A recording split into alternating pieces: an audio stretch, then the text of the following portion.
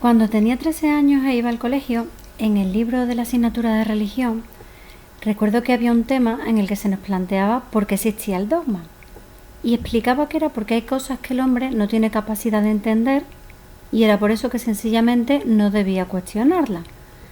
Más adelante, cuando caí por desgracia en el ateísmo, recordándolo, pensé, mira qué listos, como la Iglesia ha querido manipular a la gente, evitando que la gente piense por sí misma, y como no tienen otra manera de convencer, dicen que hay que creer porque sí, con esta excusa tan pobre de que el ser humano, aunque Dios le explicara las cosas, no las entendería. Hoy pienso que esa explicación es totalmente acertada, porque en épocas más tempranas el hombre desconocía muchas cosas y con el tiempo, la experiencia y los avances científicos se ha demostrado que lo que se nos advertía en la Biblia era lo correcto. Los ateos, que suelen plantear que la ciencia es lo opuesto a la fe, argumentan que tienen razón basándose en que es la ciencia y no la religión quien ha descubierto ciertas cosas. Pero esos descubrimientos a menudo lo que han hecho ha sido confirmar lo que nos advertía el cristianismo. Lo que ocurre es que la Biblia no es un libro que te explique pormenorizadamente de forma científica el por qué dice lo que dice, como haría un libro de texto. Sencillamente nos indica lo que debemos hacer y punto, como lo haría un libro de instrucciones.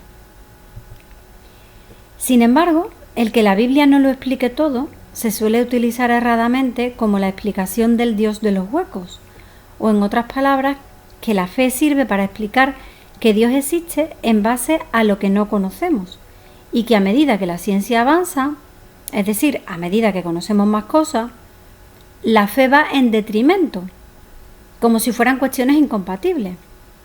Por ejemplo, la típica explicación de que antes se pensaba que llovía porque Dios así lo quería, hasta que se descubrió que había una explicación científica, que la lluvia responde al ciclo del agua, que consiste en que el agua se evapora por el calor, sube al cielo, se condensa formando nubes y se precipita cuando está encargada. Pero el entender esto no refuta la existencia de Dios.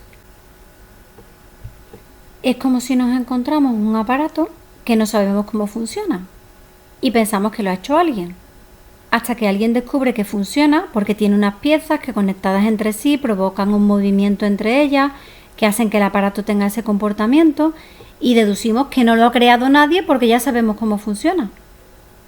El entender un mecanismo no demuestra que el aparato haya surgido solo, no desmonta la más probable posibilidad de que alguien lo haya inventado. Esto me hace preguntarme cómo es posible que esta deducción tan ilógica esté tan extendida. ¿Se trata de una conclusión errónea surgida espontáneamente o ha sido una manipulación malintencionada para difundirla a través de científicos en forma de falacia de autoridad y contagiar el ateísmo? Yo diría que es lo segundo. Y es el mismo modus operandi que se utiliza a menudo por parte del sistema para imponer una idea. Es decir, se convence a la población de que algo es verdad porque lo dice la ciencia. Pero como la ciencia no es una persona, ¿a qué se refieren? Dicen que se refieren a la comunidad científica, como si la comunidad científica fuera unánime. ¿Pero acaso lo es? Y es que precisamente en los últimos tiempos nos hablan de que la comunidad científica dice esto o aquello, casualmente coincidiendo con los intereses del sistema. Luego te pones a indagar un poco.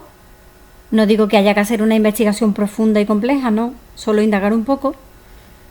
Y ves que hay muchos científicos que no están de acuerdo. Pero o nadie subvenciona sus investigaciones, o son prácticamente vetados profesionalmente por sostener ideas contrarias al sistema, o por cuestionarlas. Luego dicen que la Inquisición. Y sí, porque dicen que en la Edad Media el cristianismo, a través de la Inquisición, nos llevó a una era de oscurantismo, impidiendo que la ciencia avanzara. Por eso, como ya expliqué en otro vídeo, tenemos que tener claro cuando hablamos de ciencia que podemos referirnos a la ciencia real o a la versión oficial del sistema que se erige como representante de la ciencia y se atreve a hablar en su nombre. De la misma manera que el líder de una secta se atribuye el papel de representante de la palabra de Dios para manipular al máximo número de gente posible. Y de la misma manera que el líder de una secta no se llama a sí mismo estafador, mentiroso o manipulador, sino que se autodenomina Mesías, actualmente el sistema se autodenomina ciencia o dice que la ciencia confirma sus afirmaciones. Y volviendo al tema de si la idea de una inteligencia superior es apoyada o no por la comunidad científica, en una encuesta del Pew Research Center, cuyos resultados han sido difundidos por la American Association for the Advancement of Science, disculpad mi pronunciación, el 41% dijo no creer en Dios ni en un poder superior. Pero si nos centramos en los premios Nobel de Ciencia, solo el 10% se consideran ateos, con lo que se puede decir que la afirmación de que la mayoría de los científicos son ateos es falsa.